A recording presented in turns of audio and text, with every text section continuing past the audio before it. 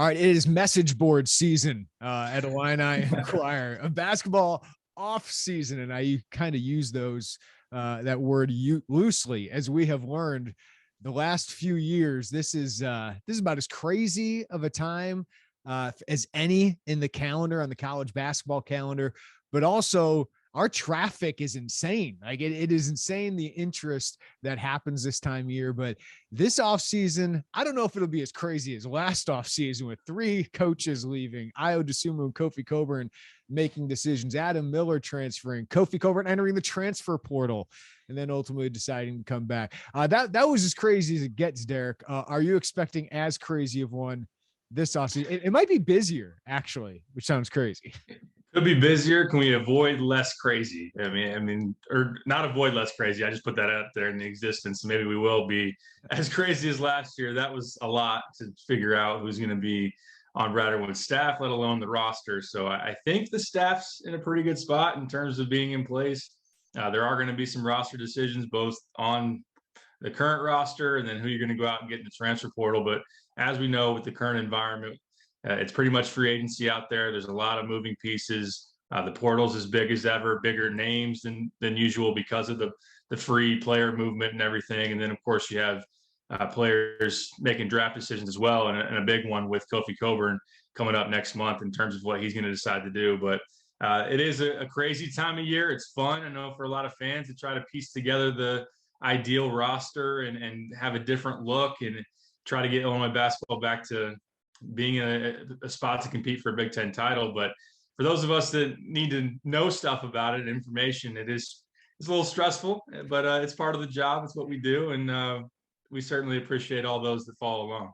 Yeah, this is I didn't even introduce ourselves. It's the Illini Inquirer Podcast. Jeremy Werner, Derek Piper. But I know people just want us to dive into this. We're going to dive into on this podcast who's gone, who could return, decisions that are coming up, and guys who could look for a different opportunity, obviously, but also the potential addition. So we'll break down all of that, including one Skyy Clark, a 5-star guard who Illinois is clearly in deep on here. So we'll go over all of that, Derek. But I mean, college basketball now kind of looks like a professional league with all the movement, right? I mean, probably even more movement, given that all of these guys can transfer. It's basically 1-year deals for all of these guys. And I can understand why some fans don't like that, right? Like, part of the fun of watching my White Sox is seeing these guys develop, and you're going to have them for a while, right?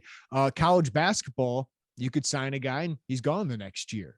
2 years in, you might look for a different opportunity, but you also have the upside of, hey, if you lose those guys, you can upgrade pretty quickly here. So what do you think, just as a college basketball fan, as someone who covers the sport, what this is now in college athletics? Because it is pro-like, but in other ways, you don't have a 4-year contract with somebody. It's basically a bunch of 1-year deals. Yeah, I think that for a team like Illinois, where you're done a lot of winning here recently, I think it's, you notice even the way that Brad talks about it, I don't think there's a lot of course, there's going to be some angst about certain guys you don't want to lose, but you feel confident as a winning program that can go out there and pursue, high-level talent and be able to restock and reload and move some pieces around. But it's madness. It's really, really crazy. Now you throw NIL in there. It really does feel like a professional league in terms of, I know that there are the rules of not talking about specific, NIL money or facilitating those deals on the team side. We just know that a lot of that's out there, and that now is part of the deal where guys can, in the middle of a 4-year scholarship, look for somewhere else and be thinking about making money at a certain place versus another. So it's really changed, but I don't know. I was on the side of, I didn't love the one-time transfer because of some of just going away from sticking with the process. And if a player as a freshman doesn't get the minutes they want right away, or they face adversity, maybe they leave. And then that kind of hurts. Even Underwood talks about trying to be a developmental program and trying to have guys stick around. I know that those that are frustrated probably say, well, why do I care about recruiting when I can get excited about them signing and then they come here for a year and they're leaving, and there's not a whole lot of, continuity, loyalty, whatever you want to call it. But it is exciting in terms of the moving pieces and who you could potentially add. And I think Illinois is in a fine spot. If you were towards the bottom of the league and didn't have a whole lot of appeal, maybe you have a player that's another team wants, and he leaves, and then you're kind of stuck there. So I think from Illinois' standpoint, you should be fine with it. It's just it is a lot to follow and to be able to navigate, especially losing players you don't want to lose. I think that's the hardest part of it. Yeah. And we've had surprises each year, right? I mean, I didn't expect Adam Miller to transfer. I didn't expect Alan Griffin to transfer. And it's a shame because I really like watching those guys and they were very talented players. That certainly could happen again this year. And we'll dive into it, Derek. But I do think, if you want to take a grain of salt with every signing day of those prospects, probably got to consider that half of those guys aren't going to end their careers at that school, which it's kind of been the case for a couple of years now, but I think we know that's probably the case. But it also means you can still land an Io DeSumo, who's really important for your program for 3 years, or Kofi Cockburn, who's really important for your program for 3 years, or a guy like RJ Melendez, who could be incredibly important to this program moving forward. But let's talk, Derek, about who's gone, who could return, and who we're unsure about. Gone are definitely Trent Frazier, Alfonso Plummer, DeMonte Williams, 3 guys who all left their imprint on this program. Alfonso Plummer is the upside of what Illinois can do in the transfer portal here, right? And then Trent Frazier and DeMonte Williams, amazingly, given the coaching change, given their role change, are guys who stick with this program for 5 years. So while I think you can upgrade, certainly you want to get bigger, more athletic, more versatile at guard. That is clear watching these NCAA tournament, right? These teams who are in here, teams like Texas Tech who made a run, or Houston who made a run. It's clear Illinois was small in the backcourt, and Trent Frazier and Alfonso Plummer were part of that. They're also a part of why they were dangerous midway through the season, why they were able to get a 4 seed. And then DeMonte Williams, we know we've talked about how important they were, but those are 3 really important role players you have to replace in the transfer portal. Yeah, there are 3 guys that at one time were starters.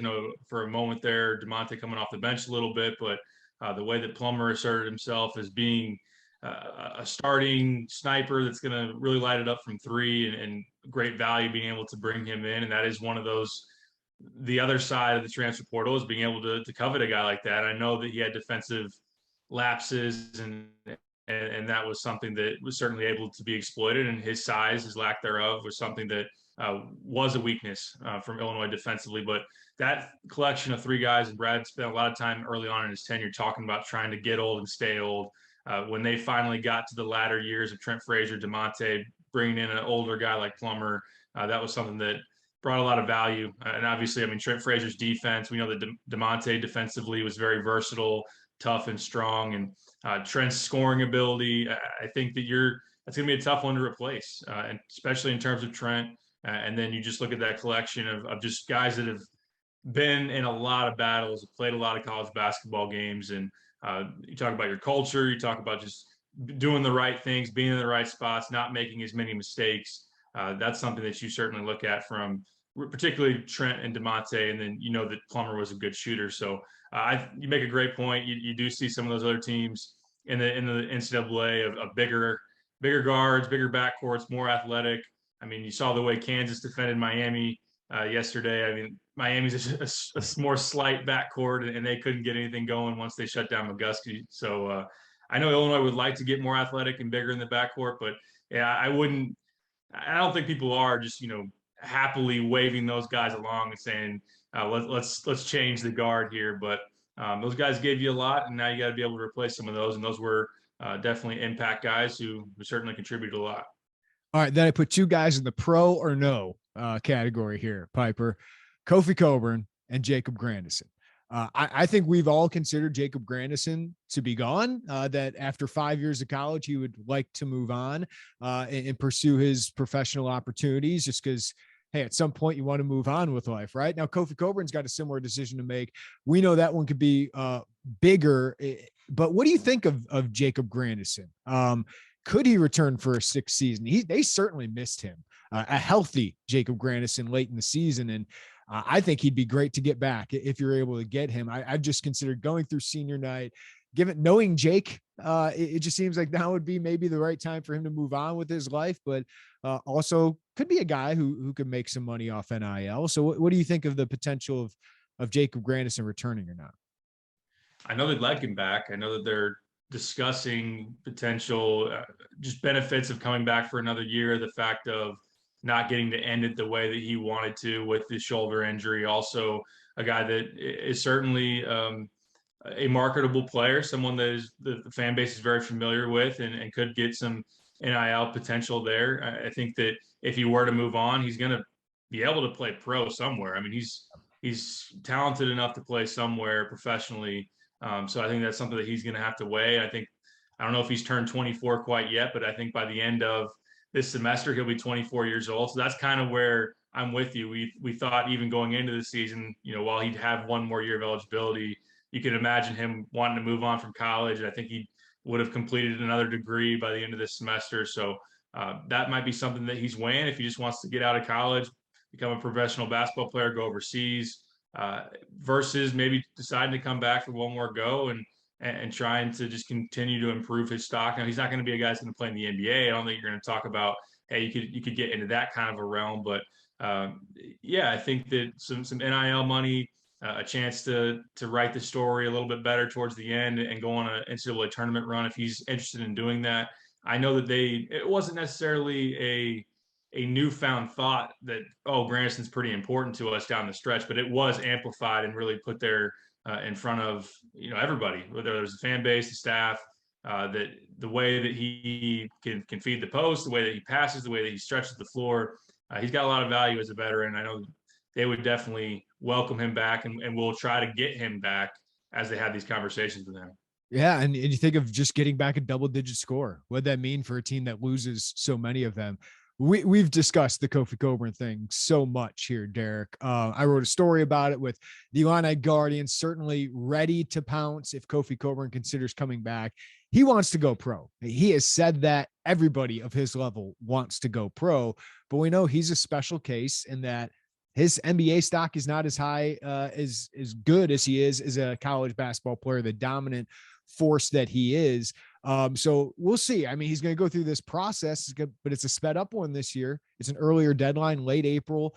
So we should know in a month whether he decides to come back to college or not. I would hope he doesn't enter the transfer portal again this time, but he's got a big decision to make because it is all financial here for Kofi, right? I mean, it's a financial risk reward for him of if he wants to go pro, he could make $1 million if he's in the NBA. Like I would assume that's the minimum in the NBA.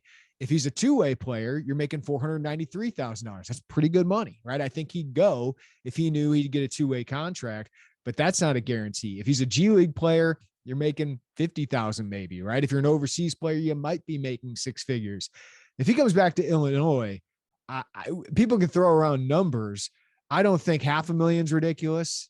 Can he get $1 million? I don't know. Some people think that might be difficult, but I don't think it's outside the realm of possibility for someone as important as he is, as good as he is, to make something like that. So this is going to be a fascinating decision for Kofi Cockburn. What do you think? It really will be. I think you put it there. I'm in this agreement with you. I think that matching an NBA contract would be a challenge for the donor collection and those that would be involved in NIL deals and everything for him. Plus, if he gets the NBA contract, he's going to the NBA. Like he'd rather go to the NBA and make $1 million and stay in college and make $1 million. Yes, and thank you for saying that. That is certainly definitely important to consider there. The two-way contract is an interesting thought. I do think that Illinois and talking to some people could get to the $500,000 in terms of what people think he could ultimately make, and then of course. You just never really know. I'd be curious, and I don't know if we'll get the number what he ultimately made this past year. But now you're going to have some examples of you went through a year of NIL, and this is what you're able to come up with. And I know the Illini Guardians are hoping to just drum up more interest and more involvement from the alumni base, and I think that is something that's very interesting to consider. I agree with you that it's a financial decision. It's also maybe just a lifestyle decision. If he wants to be a college student again, if he feels like he's accomplished all he can accomplish in college. And I think that there is something also to be said for the fact of a guy maybe just going to say, hey, I've spent 3 years in college. I'm ready to bet on myself. I'm ready to be a pro basketball player and just be basketball all the time and not do the school part or just and try to make that run at the NBA or whatever it might be. I think that's obviously his goal. it was just kind of interesting how the league views him. And I think another thing to consider is he can't go through the combine again this year. Like the fact that he's already entered and withdrawn twice, now he has to decide by that April 24th date of entering again or just completely staying out. So while he could still have the communication with the league and get that feedback based on what they saw from him this past year, he can't show up. And I know he didn't even get to go to the NBA Combine last year, to the G League Combine. He can't do that. So that's a little bit different. And it's an intriguing part of the process where I think that ideally he'd want to be able to go to the NBA Combine, sit down and have individual meetings with teams and really get the best gauge. But there might just be a pride thing. Like also, like he might just say, you know, I know there's doubters out there, but I'm ready just to go prove them wrong and end up in the NBA. Look, they maybe undervalued Io and look at how he's doing. Or maybe he's content and says, hey, I'm not rushing that process. I'm going to get to have my payday in professional basketball coming up. Why not take a big one in Illinois and cement, as we talked about, and like you said, cement the legacy, be the all-time leading scorer, all-time leading rebounder, down the list. So that it's an interesting decision for him to make, and one that thankfully we'll have here within the next month. Yeah, and it's a great thing to have. And NIL allows Illinois to even have a chance to bring him back and to try and sell him on making hundreds of thousands of dollars in college as the face of college. I mean, he would be probably the National Player of the Year front runner going into the season. So that'd be crazy. And for anyone who's having the discussion of, are we ready to move on from Kofi? Get out of here. Get out of here. Listen, you can get more versatile. You can want to run more. I'd rather have 25 plus minutes of Kofi Cockburn than not. Okay. I think that's much better for the Illinois basketball program. And I would most certainly like him back if he decides to come back.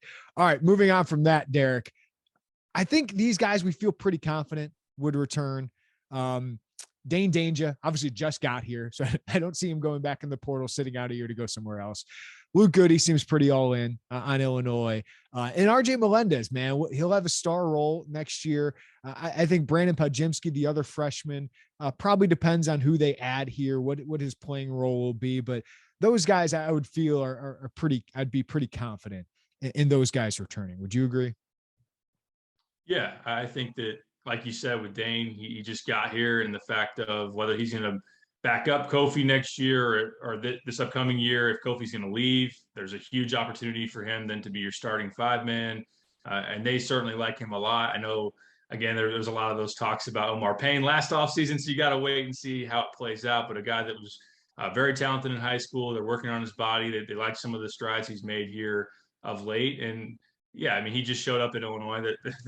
Yeah, let that process play out, and he's going to put on the uniform and be able to play here this upcoming season. And then, like you said, with Luke, I think that he's certainly all in, and he's been hanging out. I think that him and RJ were back in Luke's stomping grounds at Fort Wayne, Indiana here in the last week or so, and getting some shots up and working out together. And those guys seem like they're very solid with Illinois. And I mean, coming off that tournament game against Houston, I think it showed certainly their potential, and RJ really, in particular, getting that role and having it grow down the stretch. And I know the appendectomy kind of took away some of that momentum, but it should be clear to him that he can be one of the better players on next year's team, regardless of how some of these transfer things shake out. He's got a big future, and Luke's going to be a valuable role piece as long as he's in an Illini uniform as well. With Brandon, I think that it is going to be about what role he ultimately wants and how he sees next season playing out. They have a big appetite for guard help as they approach this offseason. That includes Skyy Clark, that includes the transfer portal. And as that kind of shakes out here, you know, what is he ultimately trying to get out of next season? Does he want to be, guaranteed a certain amount of minutes, or can he be a little bit more patient and be willing to work for it at Illinois? So I know that he's a guy that has put in a lot of work, and credit to him for going through the process and being ready when called upon, even though that wasn't that many times this past season. And then that'll just kind of be a conversation that him and the staff are going to have, and will be interesting. It wouldn't be a shock if he decided to go after a bigger opportunity, but at the same time, I know he's been pretty loyal to Illinois as well. Yeah, Podziemski, I can imagine, is the way he played defense and rebounded a little bit in the small sample we saw. And we know he can shoot it from his time at Wisconsin. That's a guy who can find a role, but he's going to have more competition clearly coming in. So it's not going to be just, oh, you're a starter now. RJ Melendez, I would think you would agree, Derek. He can be one of those guys who makes a huge sophomore leap, like from 3.8 points per game to double digits. I don't know if our friend Isaac Trotter has it with Jaden Ivey, quite top 5 pick, but I can see him being an NBA prospect by the end of next year, given what we saw in those glimpses. It's just now, how does he handle that role? How does he handle being a go-to guy? And Danger's obviously going to play a role on next year's team is something different. And then Goody, I just feel like he's going to be a key player for them for years to come. Maybe not the star, but you feel good about those guys moving forward. I got these guys under a midlife decision, kind of 2-3 years into their Illini careers. What are they doing next? I think there's 2 guys we need to talk about more than the other 2. Brandon Lieb, is his next step at Illinois, or is it somewhere else that he wants to get playing time? Kind of the same thing Jermaine Hamlin did. Benjamin Bosman's Verdonk, I think he showed a lot of good things. It's just, is he going to have a big role at a team like Illinois where his lack of length, kind of harms him? He's so good defensively, such a good passer, but he just struggles to score at this level. Does he decide to go to a different level, or just want to kind of happy with his role here? And then let's get into the main 2. One guy I'd be more surprised than the other, but Andre Curbelo clearly did not have the year he wanted. I don't think any of us could blame him if he just wanted to get a reset, given what Illinois is bringing in at guard. But we also know he is so talented that I still think he's got star potential. If he wants to stick it out here at Illinois, I thought he played great defense, but the offense was atrocious this year, Derek. There's no way of going around that. The shooting numbers, including the rim, at the rim, were awful this year. He had only just 6 more assists than turnovers this year.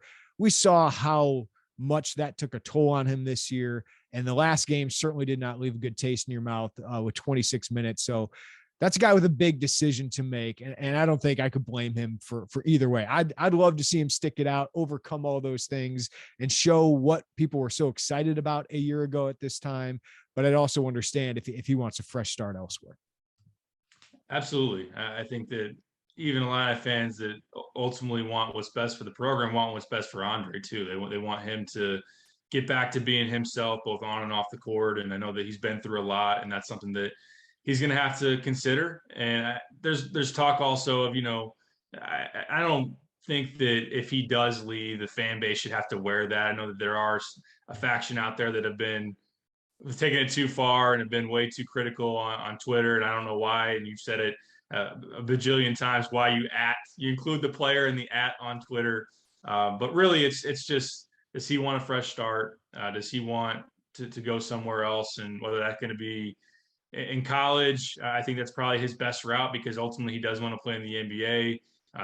If he ended up wanting to go close to home and play in like the Puerto Rican League, would that be a shock? I don't think so. There. Be a star, yeah, right? I wouldn't be shocked by that ultimately. He didn't play very well offensively. We talked about it. Defensively, he did a lot of good things, and he had his moments offensively, but he just never got in a rhythm. I think that he's got to, no matter what his next step is, he's got to mature in the way he approaches the game and pick his spots. And I know he's flashy. I know he even talked about it in Pittsburgh of, I'm a high risk player. That's just how I play, and you got to live with some of that. But I think that there's parts of that coupled with his jump shot needing to get better to where he can really play the type of basketball that he can. But I think that if he were back at Illinois, you could sit there and say, look at the final stretch of his freshman year and give him a full offseason and hit. I mean, you could even hit the reset button at Illinois, I think, mentally, and just put that last stretch of the last season to bed and try to just refocus, understand what type of player he can be. But yeah, I think that if he were wanting to go to a different place and just kind of fully reset, you'd certainly understand it. But I'm with you. I think that he still has loads of potential. I don't think that this past year showed you, anything that, freshman year was a fluke or anything. It didn't go well. He was put in a tough spot, and he's got some things to work on. But I wouldn't sell all my Curbelo stock. I think there's some things that he needs to be able to come to terms with and adjust. And it's going to be an interesting decision, but I think I'm leaning more towards probably him not being back. I think that he probably will move on ultimately as we sit here today. Yeah, there's always the offseason hype, Derek, that a lot of us struggle to buy into, whether it's Omar Payne hitting 15 footers or Mark Smith being Jason Kidd, Austin Hutcherson being NBA pro. It's like, okay, I need to see those things before I really buy into them. But everything we heard from the offseason, whether it was from Illinois or from like NBA scouts, was that Andre Curbelo was the best player on the floor. So I still believe that he can be a very good college player. I don't know if that'll be at Illinois, but man, I'd love to see him get back to that. And I do think he could do it at Illinois. I have empathy for him. So I hope it works out for him regardless of where he goes.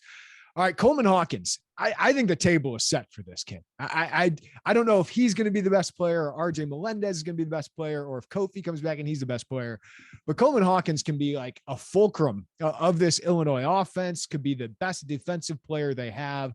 I just think the last 2 years, he's stuck with the process. He's overcome some adversity, especially this past year, and turned himself into one of their best players down the stretch. Like it was Kofi Cockburn and then Coleman Hawkins for me as the best players for this team during the final stretch of the season for the most part. So I think if he comes back, I think I've always kind of compared his game to DJ Wilson. DJ Wilson made a huge leap at Michigan between his sophomore and junior years, and then he became an all Big Ten caliber player. I think that's in front of Coleman Hawkins. So I think he should come back. Like it just like you've done the process to this point. I don't understand why he wouldn't.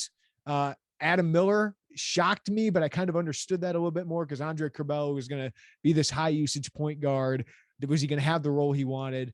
I still thought Adam Miller should have stayed here, but Coleman Hawkins would make less sense to me if he left. So I hope he comes back. He's had some social media activity that's had a lot of Illinois things. So I don't know, Derek, like I just feel like I put him in this category.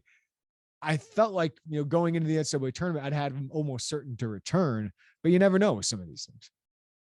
You never know. And a lot of fans are hoping he's not an Alan Griffin or an Adam Miller in terms of guys that had really carved out roles or at least shown you that for the future, they're going to be big pieces for Illinois basketball going forward. And like you said, he went through the tough part of it. And I know that him and Brad butted heads, I think is probably fair to say. I mean, just kind of having Brad try to get the most out of him and even some of those exchanges on the sidelines, you could tell there was friction there. But at the same time, I think that ultimately you could say that some of that was good for Coleman. I think that it got Coleman to a good spot in terms of being able to understand and not make some of these mistakes, but also Brad's always been very positive about the upside that Coleman has, and he played him a ton down the stretch. I know that part of it was Jake Granderson's injury where he got some of those starts, but I think in the last 7 or 8 games, he was playing like 25 minutes a game.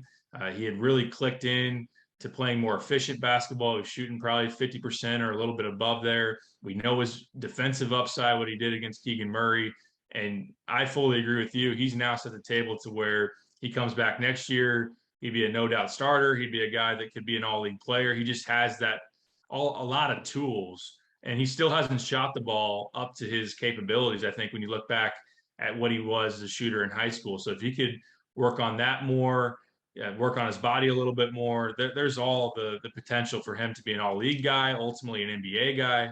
And he's towards the top of the list of guys you don't want to lose. And I think that if fans were asked and polled, would you rather, if you're going to lose one, Curbelo or Hawkins, I think that people would probably say we want to keep Hawkins if we had to make that choice. Yeah, and I don't disagree with him as much as I still believe Curbelo can turn it around. You can more easily replace Curbelo, I think, right? Given that you have Jaden Epps and Sear Harris, you're in on some transfer guards we're going to talk about here. Skyy Clark is a possibility. Coleman Hawkins, yeah, you can go find one in the portal. I don't know if you're going to find one as good or is just perfectly fit. So I think Coleman Hawkins would be a big loss if they lost them. But I also think I wouldn't understand it a lot if he left because, listen, Brad is hard on him. Like Brad is really hard on him. But it's also a good sign if you're Coleman that Brad is hard on you because he thinks the world of his potential. Like Brad always says it in press conference, like he can be elite at defense. He can be great on offense. So I think Brad Underwood sees the world in him. And yeah, I mean, he's going to get yelled at more if he returns to Illinois, but I think it will work out well for both of them if he decides to return. Two more guys I haven't mentioned yet. Two guys that could look for different opportunities. Austin Hutcherson, been here 3 years, played 4 games. I just don't know if Illinois can rely on bringing back a guy that's already gotten his allotment of scholarship. And listen, he wants to go play somewhere, right? If he's healthy and has the chance. So I wouldn't be surprised to see him go elsewhere for his final year of eligibility. The wild card here is Omar Payne. You almost feel bad for the guy because he, decided to come here because Kofi was going to be gone. Kofi comes back and Omar Payne just never got into a rhythm and just never looked great. Showed some flashes with his athleticism, his length, but just too many fouls, too many turnovers. And now you bring in Dane Danger. Coleman Hawkins looks like the better 5 at this point at the college level. He'd have to sit out a year though, Derek. That's why it's kind of crazy. But if Kofi decides to leave, I could see Omar Payne coming back, and I could see him being valuable, but he's got to find it, man. Like it was a tough year watching him. It definitely was. I know that you were hoping and you knew that he was a former top 50 prospect with a lot of athletic potential, that you could work on his game a little bit and have him take a leap from where he was at Florida, even with Kofi coming back, because Omar to that point hadn't been a starter. He'd been a role piece that was really just a rim runner, could catch lobs and play defense, but he had a worse year at Illinois this past year than he did the previous year at Florida. And I know that some of the role was different than what he expected. He was sold on, Kofi, there's a good chance he's going to stay in the draft. I mean, it wasn't really a lie because Kofi intended on staying in the draft until the very last moment. But yeah, I think it is interesting because as you add Dane Danger to the mix, Kofi having the chance to come back, even if he doesn't, I think they'll be active in trying to go get another big man. The big chunk of playing time that he's looking for probably isn't in Illinois. Is he going to be willing though to sit out somewhere else and really, push that thing down the line? I think that will be interesting for him. If he does leave, maybe that changed the decision from Benjamin Bossman for Donk, because now there's a little bit more of a role. But I still think, as you were saying, he's probably a better fit at a mid-major where he's not just facing the huge athletic front lines that he struggles to score against. So on Omar's front, yeah, he hasn't played a whole lot, and that's going to be interesting to see. And with Hutcherson, yeah, I think you've had him here for a handful of years, just hasn't worked out, and you feel bad for him because you know that say what you want about what you saw in the season, whether you like the potential or you saw him struggle and you didn't really believe it.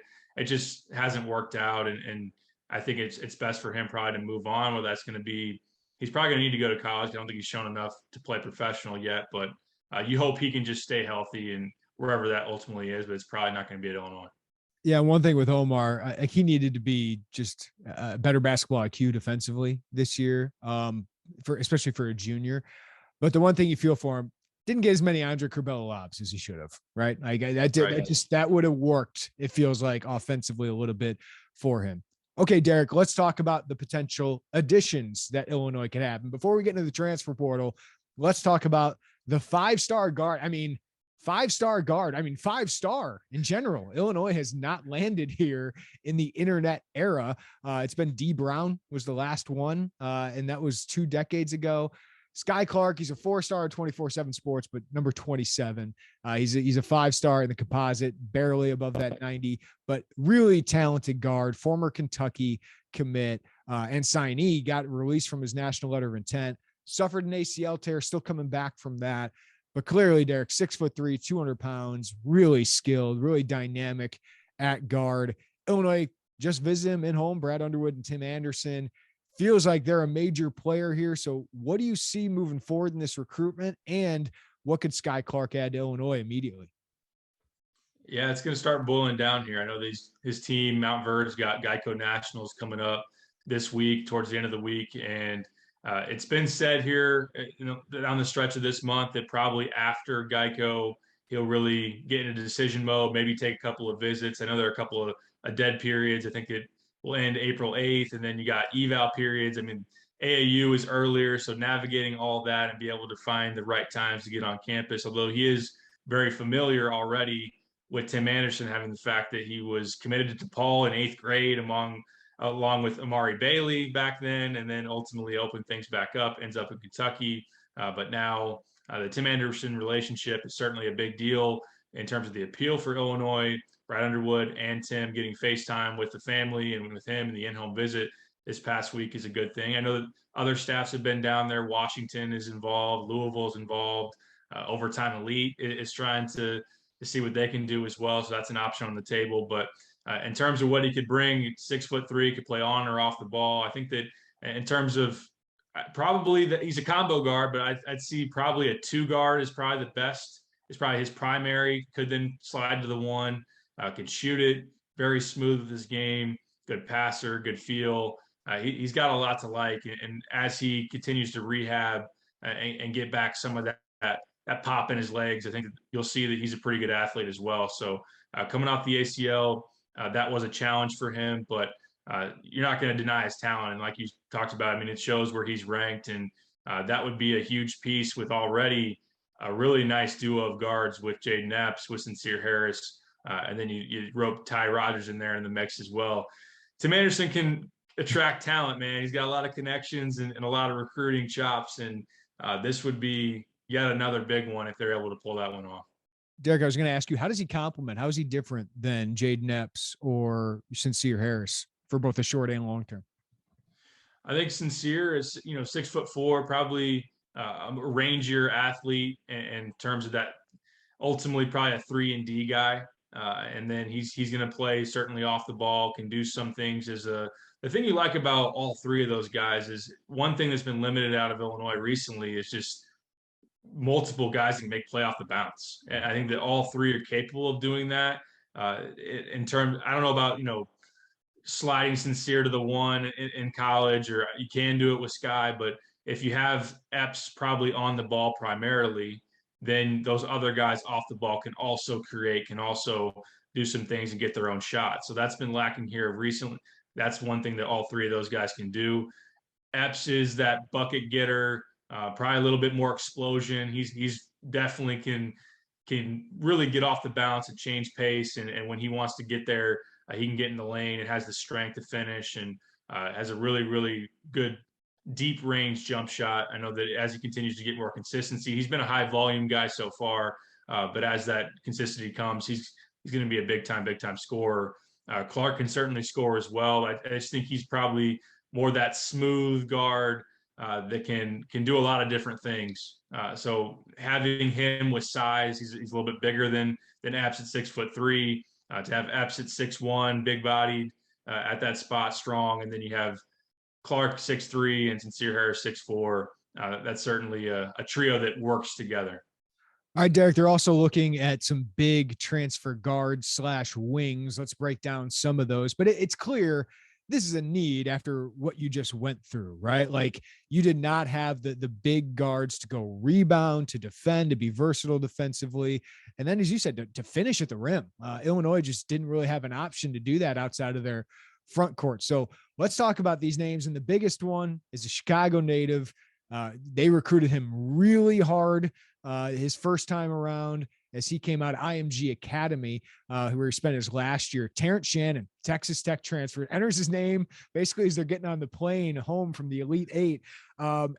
Just kind of an ideal fit, right? He's already played 3 years, has 2 years of eligibility, probably only one more that he would play, I would imagine, before going pro.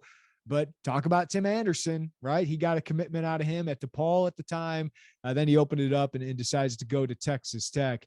Why is Terrence Shannon atop their transfer kind of target here? It's just been something they're missing. And I know that you look at RJ Melendez as an athletic wing that brings some of the things athletically and lengthwise that you haven't had a whole lot of. But talk about a big guard, talk about a two-way guy. That's been a big narrative throughout the season of, in the offseason, we really want a big veteran guard that can make a two-way impact. And Terrence Shannon's a high flyer. He's a guy that certainly can be versatile defensively. He's got a lot of ability there. You look at, 6'6", 215. This past year, 10.5 points. He shot a career high 38% from three, so that's certainly encouraging. He's really trying to just take the next step, I think, in terms of his pro potential. And I think that Illinois is going to try to player development closer to home, certainly, as well. His mom still lives in Chicago. And I know he was banged up a little bit this year. He missed a handful of games with back spasms early and had a knee thing. So he's trying to take in his final year, what he's probably looking at his final year in college is truly, make that next ascension into a no doubt NBA draft prospect. But for Illinois, yeah, you know that you've had good guards, smaller guards, and you are bringing in some more size with this class. But he'd be a guy that you could slot in probably at that 3 spot, could play the 2, and have RJ be a 3-4 guy as well. He could help you play fast. He could help you defend. He could help you shoot the 3. He could go to the rim and finish. There's just a lot to like there, and to have kind of a hometown sell, and like you were talking about, and they recruited him hard out of high school when he was at Lincoln Park, and then ultimately reclassed and went for a post grad year at IMG. He'd be an ideal fit, just kind of what they've been looking for to defend. I mean, how many times did we talk about big guards hurting them? This past year in terms of Illinois not having that guy defensively that could shut them down. I would have loved to see Shannon try to guard Malachi Branham or Jalen Pickett, those type of guys that hurt Illinois. He's got a lot of athleticism, length, and size, and that's certainly something they're going to covet and would love to have. Yeah, Terrence Shannon was basically like a sixth man for that Texas Tech team, and he still averaged double-digit points. Defensively, I think we know what he brings. Not a strong rebounder, which is interesting given that he's 6'6", 215, really, really athletic, but a high flyer finisher. Derek shot 51% from 2, 38.5% from 3. So he's got a versatile offensive game. Is he a guy that's good enough to be like the go-to scorer on the wing for Illinois next year? Do you think he's got that in his game in his next season? I think that's something that maybe they could try to get out of him. I don't know that he would be an Ayo Dosunmu. I don't think he'd be kind of that really go-to, everything runs through him type of player. I think that he could be a primary scorer for sure. I just think that he's probably more suited off the ball. You could run some stuff through him. You could put him in some ball screen. You'd love to just really get him going in transition. You'd like to be able to kick it out to him and have him get open 3-point looks and really, maybe it's an Epps drive to the lane. You kick it out, and then there's an opening down the lane for him to slash and drive. He's more of a slasher. But he's not kind of that. He's not going to be the ball in his hands every possession type of guy, but he could be. Can I give you a comp? Yeah, go ahead. How about not senior year, because it was one of the best years in Illinois history that kind of gets overlooked. Junior year, Luther Head. Okay. Does that make sense? 11 points per game. Like he was 11 points per game, shot 35% from 3. But I'm just like Luther's smaller. Terrence is bigger than him. But I'm just trying to make a comp for people that like this is what he could be, because Luther wasn't the guy with the ball in his hands that created everything. But if you have those other guys, he can be a really, really good piece. Yeah, I certainly like that. A guy that's going to get going transition wise. Yeah, that 3-point mark is around that ballpark for sure. And then I think that you'd hope for another season that he can even improve on that, maybe get closer to that 40% range.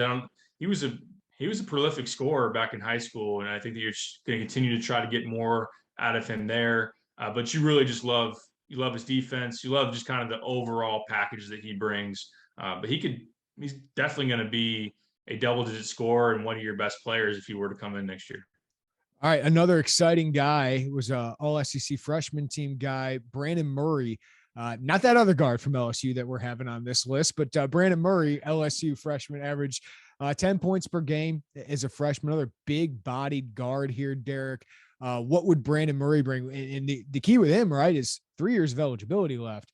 And I do want to mention Brandon Murray and Terrence Shannon are going to have a lot of great options. I know Kentucky's been mentioned with both those guys, but what would Brandon Murray bring to Illinois? On a similar note, big guard, two-way impact. He's more the big and physical. Like you look how strong he was for a freshman, already at 215, and he was built and able to get into you as a defender, a pretty good athlete. And to play 31 minutes a game on an NCAA tournament team at LSU as a freshman, certainly he earned a lot of trust there with Will Wade and was an impact player. I know that efficiency-wise, I mean, you'll take usually for a true freshman playing that many minutes. He shot 43% from the field, 33 to 34% from three. Those are decent numbers. There were some times I was going back through some clips. There were some ugly possessions where he maybe took a bad shot, or down the stretch of his SEC season didn't shoot the three as well as he did earlier in the year. I mean, that's kind of characteristic of a freshman, but a guy that was a top 100 guard out of high school, someone that Chester Frazier offered at Virginia Tech and has a relationship with, being that he's a Baltimore native. So that's certainly a connection there. But like you said, I mean, he's getting some high level looks in terms of high majors as well. Georgetown is one to watch as well, because his lead recruiter, who's an assistant at LSU, his name now is it Kevin Nickelberry, I think, went to Georgetown. Not Nickelberry. Nickelberry. He's now at Georgetown as an assistant, so you have the connection there. But Illinois has been in to see him. They have Chester, who has a previous relationship, but again, it's just getting bigger, more athletic at guard, and certainly bringing a two-way impact that would be desirable. He's not a go-to scorer. He's kind of more that role player offensively, but I think that you can get more out of him in terms of more efficiency with his shot as a spot-up shooter, and then a guy that can go to the rim, finish through contact, and be a good athlete. Yeah, and Chester's had some interesting tweets so far this offseason during the NCAA tournament about guard play. It's all about guard play, and Illinois did not have it towards the end of the season, right? I mean, Frazier was around 20% shooting during the postseason games, Plummer 24%, and Curbelo 11%. Right. And a 1-to-1 assist to turnover ratio. So clearly they know their guard play has to improve. Another one they're looking at, Derek, Antonio Reeves, a kid out of Simeon, who had a great career at Illinois State. This is where you feel bad for the Illinois States of the world. There's a coaching change here. Our guy, Ryan Peden, former Illini staffer, now the head coach there. It would be nice if he can bring him back. But when you have good players at that level, they're probably going to move on to a higher level at some point. He's receiving a ton of interest after averaging 20 points per game last year. Was 19th in Division I. A lanky kid, a little skinny, but obviously a very talented scorer. I would imagine Shannon Murray, those Power 5 guys, are atop the list, but makes sense if they're looking for guards who can score, who can come in and play right away. Antonio Reeves makes sense. Yeah, 20-point per game scorer who shot 39% from three this past year. So he's very offensively talented, can do some stuff off the dribble. You see pull-up game, you see be going to the rim, a guy that can finish athletically around the basket. So there's a lot to like offensively with his game. I think that you look into his defensive numbers, not the best, and the fact that he is a little bit slight, I think that's another thing that you consider, especially going to a physical league in the Big Ten. One thing, sometimes you try to dive into defensive analytics, and if your team just stinks defensively, sometimes that will just maybe put a stink on you as well in terms of what your numbers are. Illinois State, like 251st defensive efficiency, but I think that it's clear that Shannon Murray would be higher priorities than Reeves. I know he's had a ton of schools reach out. Illinois is one of those that have been mentioned. It's interesting. I'm going back into the Wayback Machine. I remember Reeves visiting John Gross era. Yeah. It was really early. You had Marquise Jacobs, Namari Burnett, Chris Payton, and Antonio Reeves was one of those guys. Really wasn't a highly rated prospect. I think maybe a 3-star out of high school that ends up at Illinois State, but he's going to be at high major level somewhere. It's just, will it be the home state Illinois? Offensively, there's a lot to like, but you do always wonder about the transition, because the previous guys were talking proven high major players. This guy's going to make a jump from the valley up, but offensively, lots of like, and then you just wonder maybe a little bit defensively, just maybe with his build, what that looks like. Now, the other need we're talking about a lot here, Derek, would be post, but that really depends on the decisions of Kofi Cockburn, Coleman Hawkins, Benjamin Bossmans, Verdonk, Omar Payne. Like, if all those guys decide to come back, you're probably not going to add another guy. But if Kofi decides to move on, Illinois does need another big, but it'd be a very different big, right? Like Dane Danges, it's kind of this big guy, but very skilled, different player than Kofi, could stretch you out a little bit more when he's hitting shots like he did as a high school prospect. Coleman Hawkins could give you versatility at the 5, but is undersized. You certainly could use somebody with more size. That's why Benjamin Bossmans Verdonk could be an interesting fit with those guys. But they're looking at somebody like Missouri's Trayvon Brazile, who had his best game of the season, I think, against Illinois. 11 points, 5 rebounds, 6 blocks, and Underwood was raving about him after the game, just like a freshman in his like 4th game at that time. He hits the transfer portal with Quanzo Martin gone. I love his game. And whether it's with Hawkins or not, like, I think he could play with Hawkins, gives Illinois so much more versatility, great defensively, obviously with all that length, but also can shoot the rock a little bit. 11 for 33 from 3 this past year. I love his game. But again, a kid with offers from everywhere else, interest from everywhere else. But man, whether it's with Hawkins or not, like, I think he'd be a fantastic get for whoever gets him. He was like the one guy in Missouri that belonged on the floor that night in bragging rights. I just completely demolished them. But yeah, as a freshman to have the type of year that he did, even just the flashes. I know that, there's going to be some moments of you're not going to be the most efficient player, and there were some times where his jump shot was lacking. But he did, to your point, prove that he can shoot the three some, that he has some offensive versatility. He can definitely elevate and play above the rim. He can defend. He can, with his mobility, to be able to switch on the different guys and also protect the rim. I think that I agree with you, it's not dependent on Coleman Hawkins' decision. I think it would be easier to sell him on definite, clear-cut starting role at the 4. And that's, if Coleman were to move on, I think that would show him a definite role there. He would have a role on the team for sure, but there would be some competitive balance of who's going to have the starting spot between him and Coleman and that whole kind of deal, especially if Kofi comes back. But I certainly understand the interest from Illinois. He's got interest from a lot of people. And like you said, Brad Underwood wasn't too shy about loving what he would bring. But that just further, I know we talk about bigger perimeter and being able to defend and be more athletic, but also a more athletic front line is something that certainly can help you defend certain things different ways. And also bigs that can stretch the floor really opens it up for your guards. And yeah, I know that you look at, like you said, different pieces than Kofi, because there's not a lot of Kofis out there. But I know that the staff loved kind of the different dynamic of Dane is a different piece, is maybe a little bit more undersized as a 5 that can stretch it and be skilled. Omar is the rim runner, shot blocker, who's not the player that we've seen in terms of quite yet that ultimately they wanted. Then you have the stretch 4 that could play a 5 in Coleman. So kind of just different pieces. And I think that as you look at the big man market, they will look at some of those as well. Yeah. And even if Kofi comes back, like, I think to make him even more effective, if he could play less than 30 minutes a game, and if you need a changeup, right? They didn't really have a changeup for a lot of their stuff this year. If you can have a changeup, like you did kind of late in the year with Coleman, sometimes at the 5, I think that's really important once you get into postseason play.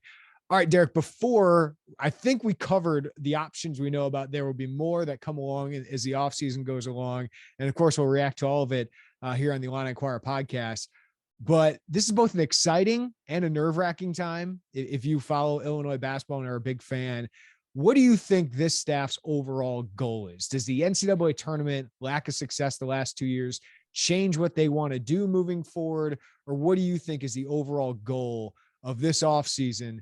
Knowing that maybe you only have 3 or 4 guys you feel comfortable are coming back, but also you got a lot of great options out there. I think towards the top of the list is get the big fellow back. That's a big goal for them, to be able to convince him to go one more run and try to come back. Not that they would completely panic if he decided to say, hey, I'm going professional, and that they would have some options and be able to covet some big man talent as well. Because if he comes back, Derek, they're winning 20 plus games, right? Like, yeah. And you're making the tournament easily, right? Like 20 plus games, definitely in the tournament, probably again in the top 5 of the Big Ten. You would have to, based on the changing of the guard in the backcourt, be able to get production, maybe even out of some younger guys, but also some transfers as well. But as we've discussed with the different options, especially in Shannon and Murray and that kind of whole mold, is just to get more versatile, more athletic, bigger on the perimeter, and not, as they've been shown here, watching teams that advance in the tournament or teams that have given them problems. That's just been kind of a storyline, is not having some bigger guards, not having more athletic. And you could even make that knock on just kind of the Big Ten in general. I think athleticism is something that has hurt them, and maybe just versatility, especially maybe in the front court where you see these these lumbering bigs that are very productive. And again, back on if you think Illinois is better with Kofi, I mean, there's been a lot of already memes of the Will Smith to Chris Rock slap. Like it should be, if you think Illinois is better with Kofi, the hand to the face right there. Yeah, So without him, yeah. Like I can't. Oh, yes. But you need and I get it. Like Big Ten coaches, you have to recruit some of these lumbering bigs because going against Zach Edey, you're going against Kofi Cockburn, you're going against Hunter Dickinson. Like you need somebody that can go up against them. But I am interested, Derek, to find out if the Big Ten regular season is such a grind, and you need those guys who can just give you such a high floor in this league. Because how do these guys get extended? Right? How do you get contract extended? It's being competitive in the Big Ten and making NCAA tournaments. And then obviously at some point you got to win there. Turgeon was there for, 10, 15 years or whatever. And he was fired because he didn't win enough NCAA tournament games, but he got 10 plus years because he was so good in the Big Ten and getting the NCAA tournament year after year. So for a guy like Matt Painter, you're not going to change up too much, right? But you might make some tweaks of, hey, if we want to succeed in the NCAA tournament, maybe we need to add a little bit more versatility here. And I would imagine that's what Brad Underwood is doing now. It's like, hey, we've gotten the most out of what we've had, and look how far we've taken this program. Our next step is looking more like that Big 12 team that just made the Elite Eight, or looking more like that SEC or ACC team that might have struggled at times this season, but towards the end of the postseason, they were just more talented than the other teams. I mean, the 4 teams we have left are pretty dang talented.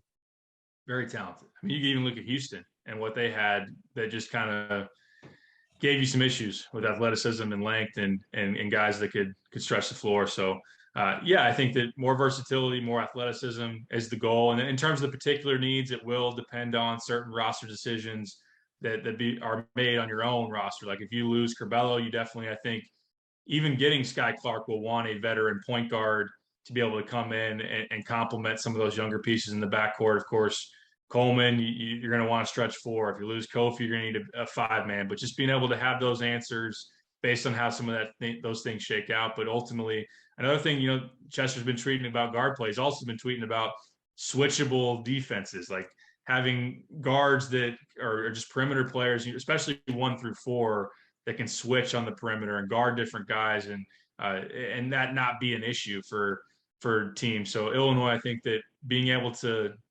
versatility also goes not only offensively but defensively as well. And I think they want to play faster. I think they will. And especially if Kofi's moving on, you're going to see a team that's going to want to play really fast. And we know Brad Underwood's pretty aggressive in his history defensively. I think he'd like to be more aggressive defensively. And now that depends on Kofi. And I'm not going to complain about Kofi and his defensive impact because it's huge.